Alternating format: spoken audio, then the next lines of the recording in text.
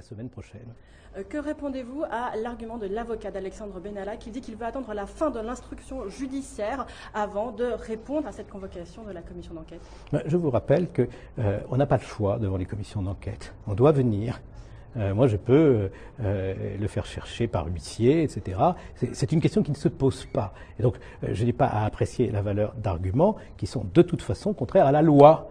Mais je dois vous dire que si la préoccupation est que nous faisions très attention à ne pas poser de questions qui sont l'objet de l'enquête judiciaire, alors c'est exactement comme ceci que je compte m'y prendre. Et tous les sénateurs de la commission des lois seront extrêmement vigilants de ne pas poser de questions qui sont en dehors de notre domaine.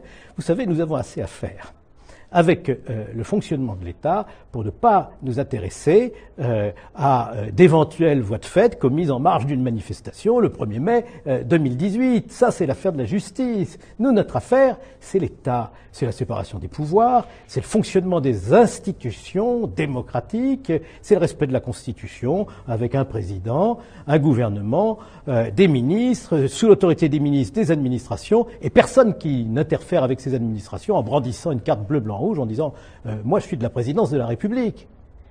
Il faudra donc qu'il y ait un régime particulier pour cette audition. Est-ce qu'on peut s'attendre à ce qu'il soit assisté de son avocat? Est-ce que ces questions soient validées à l'avance justement pour qu'elles n'empiètent pas sur l'enquête? Vous me fournissez l'occasion de rappeler qu'une commission d'enquête n'est pas un tribunal. Et par conséquent, une audition n'est pas une comparution. Et nous ne procédons pas à des condamnations. Nous voulons simplement avoir un entretien avec chacune des personnes que nous convoquons pour établir la vérité des faits, par approximation successive, comme disent les mathématiciens.